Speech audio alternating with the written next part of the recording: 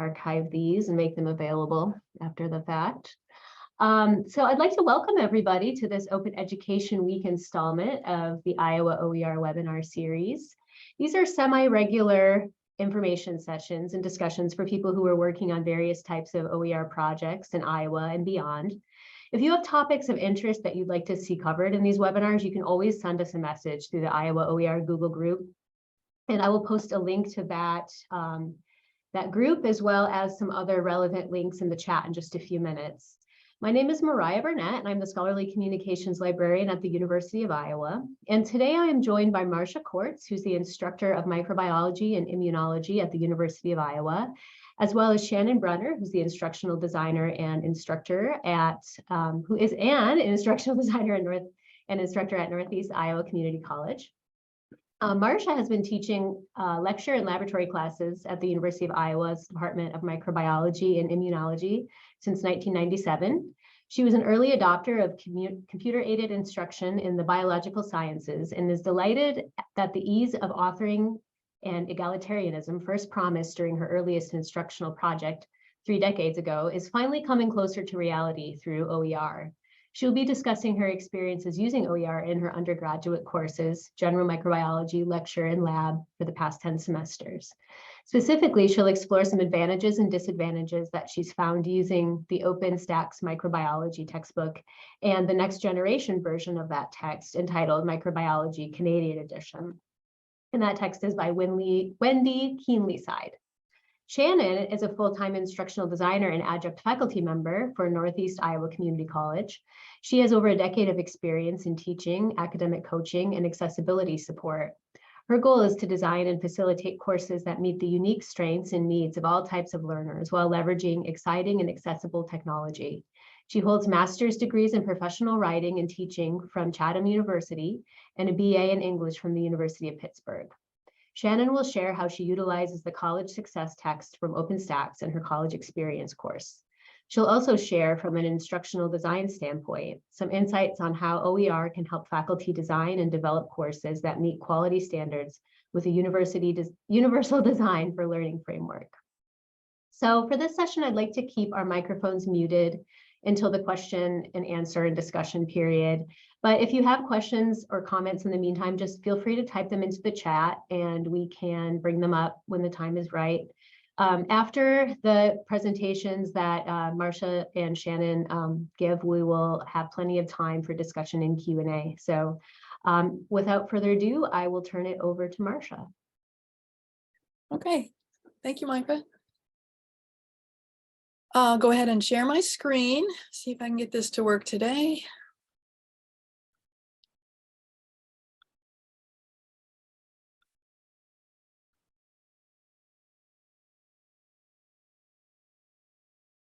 All right, so if you're looking at my PowerPoint here, so I know Maris has just introduced me, but just a little bit more about how my journey academically and professionally has led me to becoming a proponent of OpenStax. So I thought it would be relevant to discuss who I am, my journey to open educational resources. So I've been a full-time teacher in microbiology since finishing my PhD in 1988. So even before I came to the University of Iowa, I'd been teaching for 10 years. So I am old.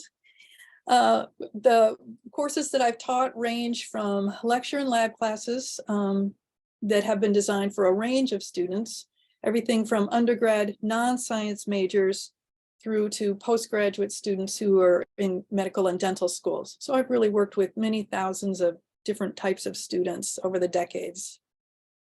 But my main audience over these years, and the ones I'm really passionate about, are undergraduates, mostly who are sophomores and juniors.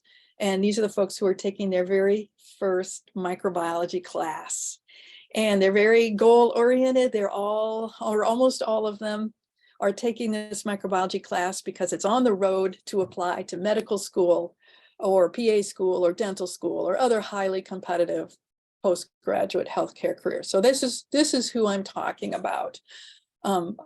Hopefully my audience will seem applicable to whatever's motivated you to tune in today, but I'm very much in context here that these are the people that I think about 24/7. How do I suit their needs? In other words, these are really highly motivated folks, and they really want that A grade, and they will do anything. And basically, if I told them to memorize the phone book, back in the days when there were actual phone books that were thick and just had rows of names and phone numbers, they would memorize the phone book if it could give them an A. However, I don't really want them to do that, even though they're willing to. I don't want them to be able to recall picayune details ad infinitum. So I really have striven, as we all do, those of us who care about teaching, we've all striving for understanding of difficult concepts, training students to apply the fundamental principles and then apply information and analyze what they're learning. So of the many widely used microbiology textbooks that are out there today, I've never found any that really support my priorities. Here I just happen to have one. Here would be one of these mega books, weighs about 15 pounds, thousands of pages of very tiny text. So these texts, I feel the fundamental principles of microbiology are beautifully and accurately portrayed, but the fundamental principles get lost behind an encyclopedic presentation of all the caveats, the exceptions, the tangential information that these textbook authors feel they need to put in. And because they're packed chock-a-block full of details, they retail for about $120 to $200 for one of these books. And they're released every 2 to 3 years. So you're constantly, my students would have to constantly be buying new editions. So, and then aside from the cost, there's this question that I most dread to hear from the students. What do we have to know from the textbook? Meaning, how do I get my A? Tell me which of these thousands of pages, which ones do I have to memorize? So I've long had concerns about the encyclopedic nature and that it's just overwhelming for new students. And a few semesters ago, a student, unsolicited, she was writing comments to other students, so that she was not writing for me, she was writing for others. And she summed up her feelings about reading textbooks as, when I see long paragraphs written out about something I have no information on, I dread wanting to read it, and sometimes simply don't, and just skim over the information. So I think this is just really telling. This is how a student talking with her peers expresses her feeling about reading information. So very humbling for those of us who, we want you to love this stuff. So so I think I hope I've summed up for you that I have misgivings about the cost of textbooks and about the effectiveness of textbooks. And I've had these concerns, since 1988. But I still know that the students need to hear about microbiology in another voice besides my own. No matter how brilliantly I might lecture, if at all, no matter how good my notes are that I provide for them, no matter how great my PowerPoint slides, they've got to hear somebody else talking about microbiology besides just me. And I know that. So while searching for an inexpensive text that appropriately emphasizes the basics of microbiology, about 8 years ago, I discovered the OpenStax Microbiology. And I can't remember, I've been trying to recall, how did I come across this the first time? And I really don't know. I had not met Mayra or anybody from her organization. So I don't remember how I came across it, but I did. And if I go to, so hopefully you can see, hopefully you can see this. So now I'm on a website. And Shannon might be showing the same image, but this is the home page of the OpenStax text, so that you can see their headline here: peer reviewed, openly licensed, 100% free. And so if you've never seen this, obviously this is what they're going for. And I just wanted you to notice that up here in the upper right corner, it recognizes who I am. At no cost, I was able to register as a user of this system. And so I'm able to save information within this, and pretty smart, it's remembering me here. But overall, then we've got some business books, statistics. I think here's the book perhaps Shannon will be discussing. History, humanities, K-12 stuff, math, calculus, algebra, stats, and then astronomy, physics, biology, and finally then we get to microbiology. So here then, out of the choices that are all available here, our books have been used in 38,000 classrooms, they say, saving students some billions of dollars since 2012. Okay, so that's OpenStax. And if I go now to the book that I really is the only one that I've ever dealt with, is the microbiology textbook. And you can see it's still remembering me here, and it would remember all my highlighting and notes that I've made to myself. So here's the first thing you see in a nice little summary, and contributing authors, okay, none of whom are by any means the most famous leading microbiologists out there, just hardworking instructors and passionate about this field. And then get the book here, view online, download the app, download a PDF, order a print copy. Okay, so multiple options, but I've mostly just used the online version. And hopefully you can see this pretty well, the table of contents. And this table of contents is basically the same as any of the first line microbiology books here. It all starts with, who were the first people to see microbes, and then how do you use microscopes, and what is a cell? And so it all goes, this is a very specific progression that basically all the textbooks use, so very standard. And then I do like the review questions here at the end that students can, little self-quizzing, which very helpful, obviously. So that's the book. And I don't know that any of you out there who are listening are microbiologists, so I won't go too much into detail here. But other than to say it's a good standard microbiology text. And let me just give one example here. A few minutes ago, I talked about the encyclopedic nature, and that it's just so encyclopedic. It gives every example, every instance. These are $200 texts. They're just overwhelming in the amount of detail they provide. So I've just picked out one example out of the book to kind of show you the contrast of what I'm talking about. So in the OpenStax text, here is the section on fluorescence microscopy. Very, very important technique in microbiology today. Couldn't teach a class without talking about fluorescence microscopy and some of the things we learned from them. And there's some chemistry involved in it.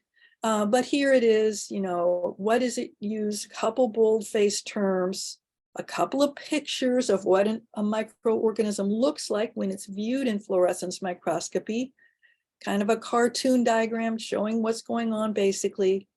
And then if you can see down here, a nice little check your understanding. Did you stay awake through these previous 4 paragraphs and diagrams, right? So very nice little, for the student who's really trying, this is just a great little summary question that they should be able to answer. All right, so that's one example of the depth, which I find entirely appropriate in the OpenStax book. And if I go back now to my PowerPoint,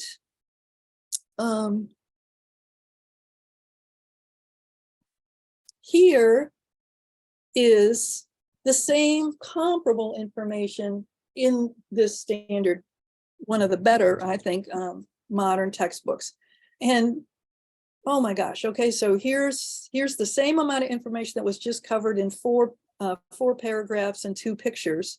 All right, so here's, more examples of how it can be used. Okay, chemical structures. Well, that's great if you've a student who's already had a biochem class, but not all students have. Here's some examples, more examples of how it gets used. Here's a scientist using fluorescence microscopy for a specific technique. Oh, and then up here we go. Here's a concern with the use of the techniques. It's like, come on. These are a bunch of 20-year-olds who've never heard of fluorescence microscopy before. How are they possibly going to absorb all that? And then it moves on to another scientist, which is lovely. It gives context. It shows that people have careers in science. It's lovely, but is it really the right thing for our students on their first trying to understand all this to be provided with so much detail to search through? So again, going back to my apocryphal student, when I see long paragraphs written out about something I have no information on, I dread wanting to read it, and sometimes simply don't and just skim over the information. So I hope that kind of illustrates with that example why I'm finding that the OpenStax text to be advantageous for my needs. Of course, it is free. Great. It's available at no cost in multiple formats, online, downloadable PDF, and the most recent version I downloaded was about 180 megabytes, so fairly doable. You know, it's a few minutes to download, but totally doable, or available as an app. Or I think hard copies could be purchased for those students, and there are those students who really would like a hardcover book. As I've tried to illustrate there with my little example about fluorescence microscopy, presents the fundamental topics in a straightforward, no frills fashion, and includes self-quizzing features for each chapter, which I just think is really important for the self-motivated students. The questions range through the gamut, everything from simple vocabulary practice, very important, but kind of boring to do. But those questions are there, up to higher order application and critical thinking problems. And the OpenStax case in microbiology, and I don't know how widespread it is if you get outside of microbiology, but there's numerous case studies, different infectious diseases and scenarios, and these are all easily adapted to my pedagogy. And regarding the dreaded question, but what do we have to know from the textbook? Now all my tests are open book. Everybody can afford the textbook, so it's an open book test. And I think that alleviates this concern of, yeah, but what did I really need to know, you know, paragraph 17 of, you know, of that one section. So mostly advantages here, which I think are pretty good. The disadvantages that I found is that, of course, not everybody still takes advantage of it. There's, for whatever reason, a free text still isn't, you know, you got to be an organized student to get to it. So, and I do have to point out that in my experience, the site has occasionally crashed, or it's become unavailable with no notice. And, you know, that's not particularly a big deal, except one time it was during an open book test. So that was a bit, or it was just right in advance of the test, I guess. So the students were panicking, although the site did, I think, become available right at the last minute before the test started. So that's an infrequent problem, but I thought I'd point it out. And I have found mistakes in the text and the labeling of some diagrams, but all the OpenStax do have a mechanism to report this. So if I go back to here, so if we go back to the main homepage here, you can see that right here on the front page of the book, right down here, is errata. So all textbooks undergo rigorous review processes, and I have suggested numerous corrections. And about a month or two later, I see that they do tend to get implemented with a nice little thank you kind of acknowledgement. So it's perfect. I mean, I've been very happy with it.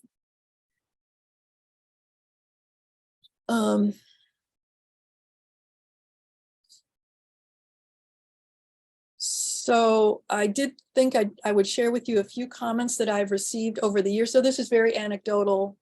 These are just unsolicited comments that I have received regarding the book. So there was one student, again, unsolicited, just gratefully expressed appreciation that I had chosen a free book, and that was really grateful that I seemed to understand some student financial stresses. Okay, but another unsolicited comment, student told me they would have preferred to buy a traditional book. The student felt that a costlier text would have been better for whatever their needs. And another individual, I thought this was kind of interesting, was contact me. They were trying to decide whether or not to sign up for the class, and being able to preview the text at no cost during pre-registration period, that was really helped them inform their decision. So I thought that was kind of a neat thing to point out. And then I also participate in a listserv that's composed of microbiology instructors from around the world. We talk about our woes, and the topic of the OpenStax microbiology did come up. And again, this is anecdotal, informal, not just an internet general survey, but about half of those participating really liked using the microbiology OpenStax in their courses, and they had received overall positive feedback from their students. So I'd say that was roughly half of my informal survey here. But there were also instructors in the group who said, no, we used it, we didn't like it, we moved on to other books. And I thought this was interesting that one instructor specifically had abandoned the book because it was written at too high a level for her students. And boy, I don't know what text she turned to, because I think one of the strengths of this is that it is at a good level. But it was during this discussion among microbiology instructors a few semesters ago that I learned about another version of OpenStax microbiology, and it had added on a few chapters to enhance the coverage of environmental microbiology. And so that's, Mara mentioned it in our in my introduction here. But if I go back here to the internet, and here now is this version that's come out. Again, you can download it, about 180 meg, or just use it online. And if I go to the book itself, click on the contents window up here. Now you see I'm no longer remembered. They don't know who I am. I suppose I could register. I just have never bothered to. But if we go back to the table of contents, it's basically the same until we get down here to chapter 10, a completely new and wonderful chapter that Winley Keelyside has added in, which really augmented some of the material I really needed. So great new chapter, adding on to what had been already a book that pretty well met my needs. But just to show you, in case you're wondering, if we go back to the section I showed you about 10 minutes ago, we can go back to that, and the text, let's see if I get to it here. So here we get, the text is identical here, the same 4 paragraphs, but this version has switched in a few different images instead. But then we get to the same nice summary question. Hey, kid, student, don't keep reading unless, are you still awake? Can you answer this question about the material you've just read? So I really think it's great. So my summary points then.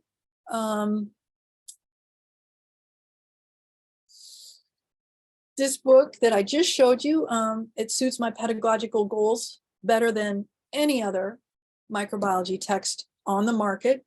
One disadvantage that I forgot to mention is that this version was downloaded by Dr. Keelyside, and she started making adaptations in it before some of the changes that I suggested in the original book had been implemented. So some of those bad some of those bad errors have cropped up again. So that is one kind of confusing issue, but at least I know about them and can alert my students to be aware of them. But still, even with those few errors that are a holdover from the earlier version, it still suits my pedagogical goals better than anything else on the market. And so what's been left out, it's abbreviated. Yes, it gives chunks of information that I think a beginning student can actually grasp and focus on without getting lost in the milieu. And there's just so many great YouTubes and internet resources out there that anytime I do find that the OpenStax text is a little deficient in this, I can just supplement any specific content deficiencies that may exist in the book. There's just so much out there. My students don't have to be paying for it. And I'm keenly aware that post-COVID, so many of our students are feeling serious emotional and financial difficulties. And then I really feel that a free textbook is making a small start towards addressing some of the stress that I see in my students today. So that's my little spiel. If there's anything I could add or clarify, just please, I think you have my contact information, but please feel free to contact me. Great, thank you so much for such an informative presentation about you bet. experiences. We have a few questions in the chat. Let me see, let me pull it up here. So Jody asks, Dr. Cordts, is there a lab component to your class? Does OpenStax have a lab manual? Is it built into the text, or do you use something else? I do teach a lab class, but I have developed over the years my own lab manual, and so they're a separate course. I just use the OpenStax as, kind of background reading for certain lab exercises. Yeah, you couldn't make a lab course out of OpenStax as it exists. And then the next question, sorry, my computer just decided to turn on its very loud fan. So apologize if it's too loud, but Anne-Marie asks, have you connected the questions to the course management system so they can be graded? And is that possible? I don't know if it's possible. I have no interest in making these questions self-gradable. I have other questions that I'm interested in asking. The ones that are built into OpenStax are just what I use. Shannon might have some more insight than I do, actually, in terms of trying to integrate into courses, the course information software. It's just nothing I've ever been interested in doing. Yeah, I can tell you that you can't integrate the questions that are in the text itself, but because it's open source material, you can reuse it freely. So you could copy and paste those questions into a discussion post or an activity in your LMS and use it that way. And then also OpenStax provides quiz banks and things like that. So some of those questions may show up in a question bank, which I'll share a little bit in my presentation. Great. And then one follow-up from Jody, are you inspired to openly publish your lab manual or to edit the existing OpenStax text so that it is perfect for you? The short answer is no. I'm retiring in about 64 more days. So I'm kind of focused on that. If I were young and enthusiastic still, I would certainly hope I would be thinking about that. Myra's office is got so many resources, she could help me, I think, but no. For me personally, no. This is my swan song. Yeah, we do have, I know of a chemistry professor at University of Iowa who has done an OER lab manual for chemistry. And she doesn't teach it alongside OpenStax, but I think she might consider doing so in the future. Anybody else have any questions at this point? Okay, I'll turn it over to Shannon. Yeah, let me go ahead and share my screen.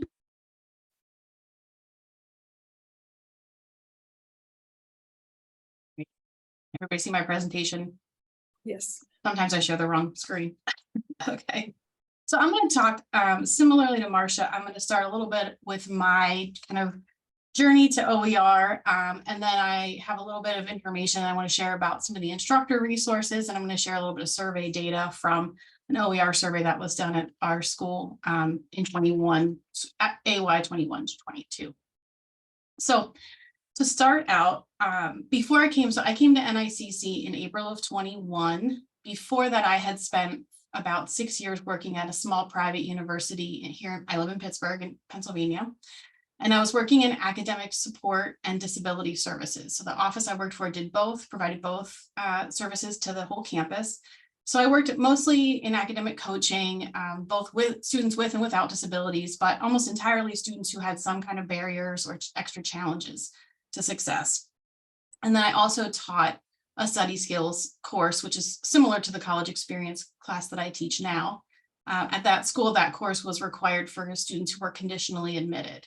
And so they were already kind of behind when they started out at the school. They were not very happy about having to take this extra course. And the textbook that I was given when I started teaching the first day of the fall term. And so I got the instructor manual, a week or two before I came on board through a PDF. And that was that. And that textbook was $60 or $70. And so many of those students were already struggling financially. They already had all these extra barriers. And now we were making them pay $60 for a textbook for a class that they resented having to take.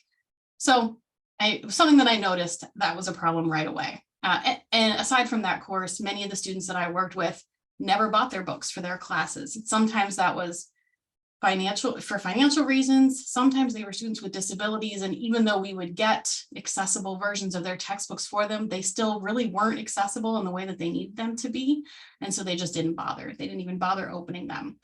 Some of the screen reader software that we used was clunky, or that they were using it just didn't work for what they needed. And so they just didn't bother. They just skipped it and hoped for the best. So that was kind of my experience. So a couple of years into working there, I started looking at alternative options for that study skills course. And I didn't know what OER was at the time, but I had been using resources from a guy called Thomas Frank, who runs a website called College Info Geek that has a lot of great resources for college success, and realized that he had a book that was $10, or if you signed up for his newsletter, you could get a free PDF version. And so I switched to that and immediately saw a difference in the students on day one, because they didn't come in with that textbook, either having had just paid that or having the problem where they couldn't pay for that. So switched to that book and saw some great results. And then towards the end of my time there, I don't remember how I heard the term OER, but I heard it towards the end of my time and thought, this is exactly what we need. I don't think anybody at the university I was working for was using OER at all. And I don't know if they are now, but it was something that was definitely on the forefront of my mind. And so when I came to NICC and OER was already a push at the school, they had developed a Z degree, zero cost degree in 2018. And so that degree is entirely OER courses. And some of those faculty then started using those OERs in other sections that weren't Z degree related. And so I saw it snowballing in a really good way. So I was really excited when I came to NICC and saw the potential there with OER. As an adjunct, I teach college experience and English comp for NICC. And so when I first got college experience, there were some faculty, and there still are, who were using a traditional textbook that costs about $70, I think, for the ebook, and maybe $100 for the print book. And then the Z degree faculty were teaching it with the OER. So I immediately started using the OER that they were using, which was not OpenStax. And then after the first semester or two, I found the OpenStax version, which I liked better. And so I switched to it. And I'll talk a little bit about why I specifically liked OpenStax as we go on here. So a little bit of data for you. So far in the semesters that I've been teaching college experience, I figured out that I've had 85 students. The ebook is around $52. And I don't remember if that's renting or buying, but that was the lowest cost I could find for the traditional ebook. So I figure I've saved my students nearly $4,500 just in 3 or 4 semesters.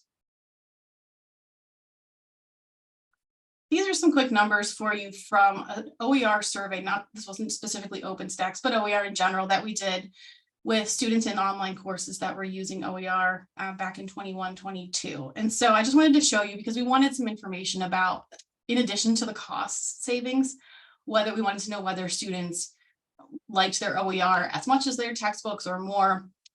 So we asked them a few questions kind of about engaging with their OER. This one was, how easy was it for them to access and read their texts? And you can see here that the vast majority of them found them easy to use. Here we have, I think about 75% of them said it was either the same or easier to engage with their OER than their traditional textbooks. I think more than 75% said they were at least as likely to complete their reading assignments when using OER. And the vast majority of them would choose an OER in the future if they were given the choice. We asked some open-ended comments about what they like about OER, and these were the most popular answers. Obviously, they're free and easy to access. Students like that they can get them anywhere and that they don't have to lug heavy books around. They're easier to navigate. From an accessibility standpoint, I think I have more information on that in a few slides. I think you probably saw Marcia at one point enlarge her screen really quickly to show you something. Students who are looking at an OpenStax book or any book on a website can enlarge their screen if they need to see something bigger at any time. When you look at that print textbook with the tiny text and there's so much text on a page, you can't do that. So that's just one really small, easy example of how much more accessible online texts can be. Even if you've never had a student or you don't know of any students in your class with a specific vision impairment, I'm sure we've all had students in class whose glasses were broken or they just hadn't updated their prescriptions in a while, So vision impairments are not necessarily blindness, but there are all kinds of everyday issues that lots of people experience. And so that's just one small example of a universal design tip that helps make OER a really good choice. So we did also ask them what they didn't like about OER. And there were a few responses here. Mainly, some of them prefer print text. And the nice thing about OpenStax is that it is easy for them to purchase a low-cost print version. And also through our school, if faculty are using different OER or they might be combining multiple OER for their course, they can order what's called a course pack through our bookstore. And so students can purchase a low-cost printed copy of all of the OER materials being used. And some of them did mention that they didn't like the fact that they had to be connected to the internet in order to read their book. And that depends on how the material is provided to students. If they're given a PDF, they could potentially download that onto a computer and then read it offline. But if they are just given digital links, then that could be potentially an issue. I wanted to just really briefly talk a little bit about universal design. You've probably heard of this before. UDL, or Universal Design for Learning, is essentially a framework that encourages you to develop courses that will meet the needs of all of your learners. So basically, if you just assume that there's somebody in your classroom with a vision impairment, someone with a hearing impairment, someone with ADHD, maybe someone on the autism spectrum, just kind of assume those people are in your classroom at any given time, and you design your course so that it works for all of them, then you've got a universally designed course. These sort of accommodations or features work for people with disabilities, but they also just make life easier for people in general. A really simple example of a UDL design is the curb cutout in front of a grocery store that's maybe for shopping carts or wheelchairs, but is also useful for people with strollers, or an automatic door, which is maybe meant for people who need disability support, but is also good if you're carrying a big box. These kinds of things that benefit everybody, not just those with disabilities. And so that's one of the reasons why I'm a big advocate for OERs, because it really does follow the UDL framework. So I think Marcia covered some of these, but I will mention some of the things I like specifically about OpenStax. Obviously, they're free and they've got that low cost print option and they can be read online. There are the multiple format options. I will say that aside from the PDF being accessible offline, I always use the digital link directly to the readings, and I encourage other faculty that I work with to do that too, for a couple of reasons. One is that when the book gets updated, if you've got a digital link to the reading, then you're always going to be up to date. Whereas if you have a PDF in your course, then you're going to need to re-upload that PDF every semester or check for updates. And the other is PDF documents are not always as accessible. There usually are accessibility issues with PDF documents. And so linking out to a digital link is going to be typically better for accessibility. Another thing I really like about OpenStax are the annotation tools that are provided for students. And I can show you what that looks like when I'm done here, but there is a little screenshot here to show you students. You see where it says highlights over on the left side of the screen. They can click on that. They can highlight text at any time and it will pop up a little window where they can add a note and color code their notes. And then they can go back and view those notes anytime. And then also the mobile app. OpenStax has a really nice mobile app. Taking a couple screenshots here. This is what it looks like when you're in a text. You first click into a text on the mobile app, and then you've got the table of contents for a chapter. And when you click into that, you can scroll right through the chapter right here. I wanted to mention that because I've had a lot of students over the years who I find out are completing entire courses through their phones because their computer's broken or they're sharing it with someone else or for whatever reason. And so I think it's really, really important to double check that the materials that we use work for mobile devices. From the instructor side, OpenStax has a lot of really great resources that are available, I think, for most, if not all of the books that they provide. There are LMS packages. And so for the main LMSs, I know they have Blackboard, D12 Brightspace, and Canvas. I think maybe those three, but you can import packages that will include all kinds of materials for instructors. You can see on this screenshot, there's an instructor guide, there's an accessibility guide, some general resources for the text, and an entire instructor manual here. They also have PowerPoint slides for each chapter, quiz question banks, and then modules. Check out on the next page. When I imported this into my LMS, it gave me a module for each chapter. And then inside each chapter, there's a link to each section that goes directly to the digital reading. So if you wanted your students to read every single link, you could leave these like this, or you could delete the ones that you're not using. But it just gives you the entire package right here to use. So I really like that. Quiz question banks are nice. There are multiple question types in here, true, false, multiple choice, written response. So you get a nice variety to pick from. And there were plenty of questions. I want to say 30 plus questions probably for each chapter in the book that I use, the College Success book. So that's my presentation. If you have any questions, let me know. You can always, I have my email here if you would like to reach out about anything. But in general, I find OpenStax to be my go-to for OER. It's the first place I look if I am looking for myself or working with a faculty member to see if there's a book available, because it is packaged so well and it does provide the tools that learners can use to interact with it.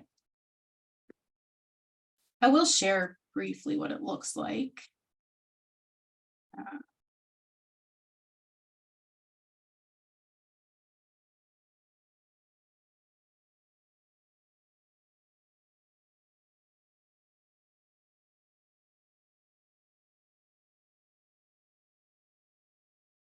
I think the student tools are another reason to provide digital links directly. So this just shows you what it looks like if you want to see all of the notes or things that you've highlighted in a text all on one page. And then as students are reading, you can highlight, color code, and add a note. I also like the keyword search. I do open book, open note quizzes that are really just designed to help encourage students to actually interact with the text more than anything. And so I tell them to come in here and use the keyword search to find the answers for the quiz, because I know it's at least one time that they're actually definitely going to interact with the text. And so I really like the keyword search. I think it helps get students to the information specifically that they need, because I don't use everything from the book. Well, thank you so much, Shannon, for this presentation. I taught college success too at one point in time several years ago, and I wish this book would have been available then. We also had like a $60, $70 book that students absolutely hated, and it was so out of date. I remember the library resources that they were touting were things that, you know, I had never even encountered yet in my career. So Yeah. it was terrible. But so yeah, we had a couple questions. I gave some erroneous information in the chat. Yeah, the personal copies, they depend on how long the book is. Some of them are around 15, anywhere from 15 to 50. And then Nancy had asked, given that you teach study skills, do you spend time on how to actually do the annotations, highlighting, etc.? That's a good question. I do have a section in the course that talks about note-taking skills and active reading skills. We don't use the book specifically to do that. I focus more on lecture videos and other materials than I do on, the book is kind of a supplement for the course for me. But I do include in my course, in the beginning of my course, I have